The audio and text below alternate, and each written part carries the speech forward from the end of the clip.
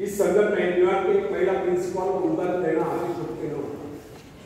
उसने अपने जीवन के अनुभवों के संबंध में एक बात लिखी है, जब मुझे ऐसा लगा कि मुझे इस दुनिया में कोई महत्वपूर्ण कार्य करना है, तब मुझे एहसास हुआ कि मेरे भीतर भी एक मैं है जो काफी शक्तिशाली है। बस उस दिन से ये विद्यालय क्या, ये सारी धरती ही मेरे कार्य क्षेत्र में। इस प्रकार अपने आत्मा के स्वरूप को पहचान कर अध्यापिका अपने जीवन के प्रत्येक क्षेत्र में महत्वपूर्ण है। यह आत्मशक्ति पहुंचाने का तरीका। फ्रेंड्स, सरल है अपने आप को पहुंचाना, ये बहुत ही कठिन कार्य है।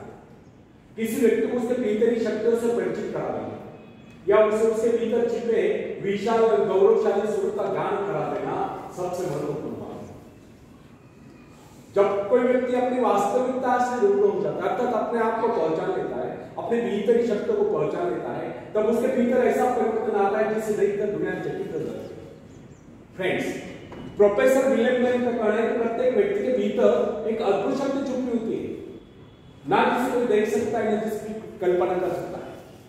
अगर कोई ऐसा साधन निकला है जिसके द्वारा मनुष्य अपने आंतरिक शक्तियों की तस्वीर खींच ले, तो अपनी शक्तियों को देखकर चकित हो जाए। प्राय जब कोई व्यक्ति इस कार्य को पूरा करता है तो वह ये सोचकर चौंक जाता है कि यह कार्य उसने किया। लेकिन फ्रेंड्स, इसमें चौंकने जैसी कोई बात नहीं। संसार का कोई भी कार्य, चाहे वो कितना ही बड़ा क्यों न हो, मनुष्य ने तो किया। जरा कल्पना कीजिए, एक विशाल वट वृक्ष को जन्म देने वाला बीज कितना नन्हा सा होता है, राई कितना नन्हा सा। इस नन्हे से बीज में अगर इतनी अधिक शक्ति होती है तो मनुष्य के मस्तिष्क में उपजे विचारों में कितनी अधिक शक्ति है। आज आप जो कुछ कर रहे हैं, जिस शक्ति द्वारा कर रहे हैं, उसके करोड़ों गुना अधिक शक्ति आपके भीतर छुपी हुई है। इसीलिए कहा गया कि आज की अपेक्षा वह कार्य अधिक महत्वपूर्ण है जिसे आप भविष्य में करने की कामना करते हैं, जो आपका जीवन उद्देश्य, जिसकी ओर आप आकर्षित हैं, ऊंचा उठने की इच्छा है, आकाश को छूने की आकांक्षा है, अपने आत्मा की शक्ति की पहचान, अपने आत्मा के स्वरूप की पहचान, दृढ़ इच्छा शक्ति, एकाग्रता, आत्मविश्वास, साहस, इन सब को विकसित कीजिए और सच जानिए ऐसा करके आप उस परमात्मा की आज्ञाओं का पालन कर रहे हैं। आप यह नहीं सोचिए कि कोई कार्य ऐसा भी है जिसे आप नहीं कर पाते, या जो पीढ़ी अवतारों के लिए निश्चित किया गया है। आपके भीतर की अनंत शक्तियों का तो साधन लगा रहा। आपको तो केवल अपने कार्य का संबंध अपने अंतर शक्तियों के अजस्र स्रोत से जोड़ देना है। जिस कार्य चाहे कितना ही बड़ा क्यों न हो, होकर ले। शायद आप ये सोचते होंगे कि बड़े बड़े कार्य केवल बड़े बड़े व्यक्ति कर सकते, लेकिन वास्तविकता यह नहीं कि हमारे तुम्हारे जैसे अनेक लोग शक्ति न होने के कारण बड़े कार्य नहीं कर पाते। वास्तविकता तो यह है कि हम अपनी शक्तियों को न पहचानने के कारण ही बड़े कार्य नहीं कर पाते। सच्चा है, आपके भीतर में ऐसी शक्तियां मौजूद है जिसके सहारे आप इस संसार में बड़े बड़े कार्य करके महान व्यक्ति बन सकते हैं। दरअसल आपको पता ही नहीं कि आपको भीतर कितनी योग्यता है, कितने सद्गुण है, कितनी कैसी कैसी अपूर्व शक्तियां हैं। इसी कारण अपनी अपूर्व शक्तियों से अपने आत्मा के सुख से वंचित रहकर आज तक अपने जीवन उद्देश्य को प्राप्त नहीं कर पाए। कोलंबस को जानते हैं आप? पता है आपको? कोलंबस एक खलासी थी। वो अमेरिका की खोज उन्होंने की। वो निकला था इंडिया जाने के लिए, पहुंच गया वो अमेरिका के किनारे। वहां उसे जो मूल निवासी है उनको उन्होंने रेड इंडियन नाम से पुकारा था। यानी कि अमेरिका के मूल निवासी कौन है? Red Indians. तो एक कोलंबस जब अमेरिका पहुंचा तो वहां के मूल निवासी को इस बात का पता नहीं था कि इस संसार में अन्य देश के अस्तित्व में। इससे यह सिद्ध नहीं होता कि कोलंबस अमेरिका पहुंचने से पहले इस संसार में अन्य देश अस्तित्व में नहीं थे। वैसा ही कुछ हमारे भीतर की शक्तियों के बारे में होता है, जो हमारे भीतर सुप्त अवस्था में होते हैं, उनको हमें उनका पता ही नहीं होता। विमर्शन में कहना है कि प्रत्येक व्यक्ति के भीतर विमर्शन का कहना है कि कुछ एक व्यक्ति आत्मपरिचय प्राप्त कर पाते हैं। अधिकतर लोग अपना कार्य पूरा करने से पहले कुछ कर जाते हैं, अर्थात परलोक सीधा जाते हैं। अत्यधिक शक्तिशाली व्यक्तियों की अपनी भीतरी शक्तियों का पता नहीं। आपने कई बार देखा होगा, जब अनेक लोग असफल हो जाते हैं तो ट्राई इस प्रकार कहा करते हैं, यदि मुझ में लिंकन या रुजवेल्ट जैसी शक्ति होती तो मैं भी सफल हो सकता था। लेकिन ऐसा कहना सोचना वास्तविकता से कोई दूर की बात है। सही बात तो यह है, अगर वो व्यक्ति अपने आप को पहचान लेता तो लिंकन या रुजवेल्ट से कहीं आगे बढ़ सकता। फ्रेंड्स, आपकी शक्तियां असीम, लेकिन जब तक आपको उनका पता नहीं, जब तक आप उनसे परिचय प्राप्त नहीं करते, जब तक आप उन्हें जगाते नहीं, जब तक आप उन्हें काम में नहीं लगाते, जब तक आप उनकी परीक्षा नहीं लेते, जब तक आप उनसे काम नहीं लेते, तब तक कैसे कर सकते कि आपके भीतर शक्तियां नहीं। अपनी शक्तियों का परीक्षण निरीक्षण की उन्हें जगह काम में लगाइए, फिर देखिए आप कैसी सफलता प्राप्त नहीं कर पाएंगे।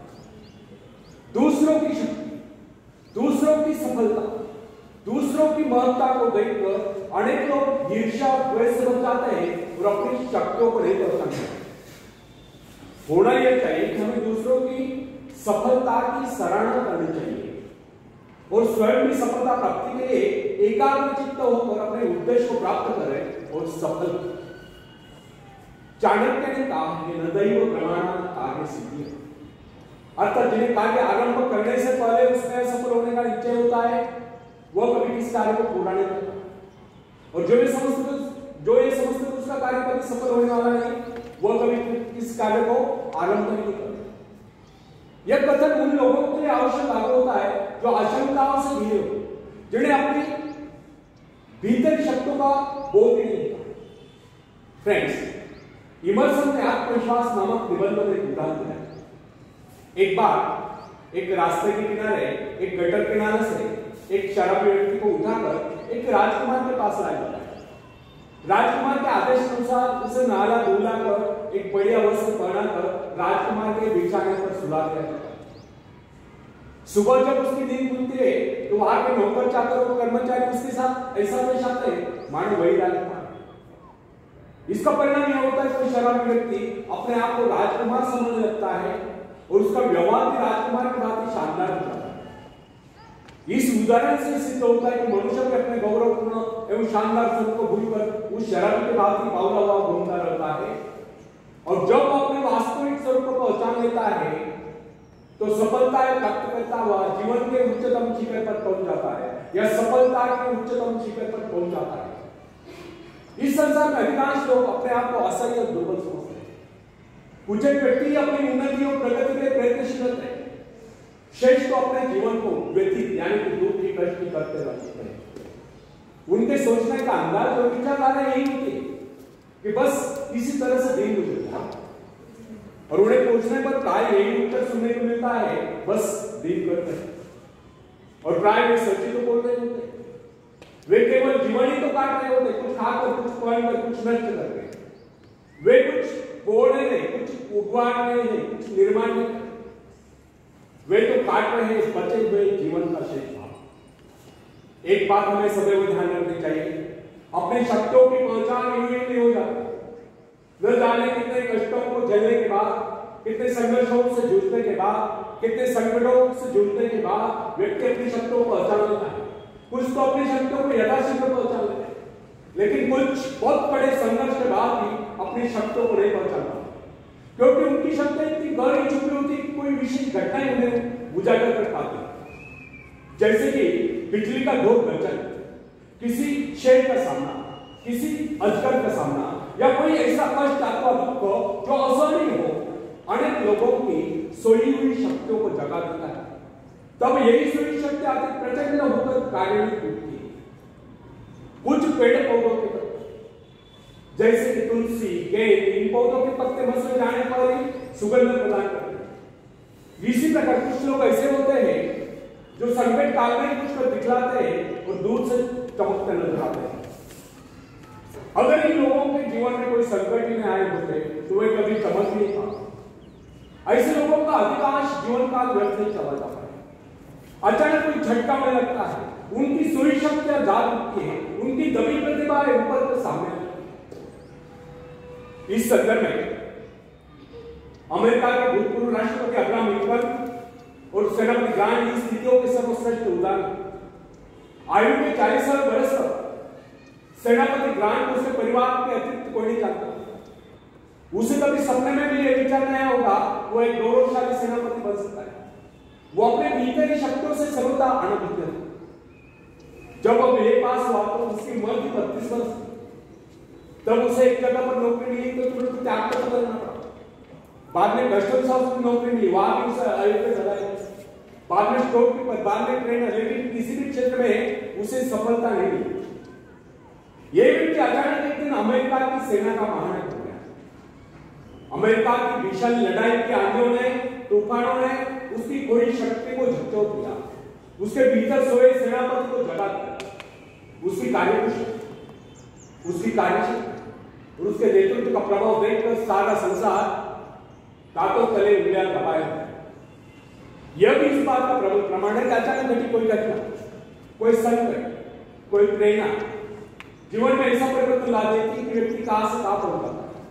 यह सब होता है अंतर प्रेरणा से, आत्मदर्शन से, जो व्यक्ति को जीवन में उच्च से उच्चतम और महान से महानतम बना देता है। थैंक्स। याद रखें, अपने आप को पहुंचा लेना, उस परमात्मा को पहुंचा लेना। कोई भी व्यक्ति अपने पूर्वजों की दी हुई संपत्ति के बल पर सफलता प्राप्त नहीं कर सकता, लेकिन कोई भी व्यक्ति अपने अंतःकरण में असीम ऐश्वर्य को देखकर, अपनी शक्तियों को जगाकर, खास तौर पर अपनी सुप्त शक्तियों को जगाकर सफलता प्राप्त कर सकता है। जब कोई इंसान कष्टों को झेलता हुआ, संघर्षों से जूझता हुआ साहस के साथ आगे बढ़ता है तो अनेक सफलताएं आकर उसे मिल जाती है। उसके जीवन के सभी संकट दूर हो जाते हैं। थैंक्स। आप में सभी शक्तियां नहीं, महान से महानतम बनने के बीच आपके अंतःकरण में मौजूद है। लेकिन जब तक आप इन शक्तियों को विकसित नहीं करते तब तक आपको जीवन का सच्चा आनंद प्राप्त नहीं हो सकता।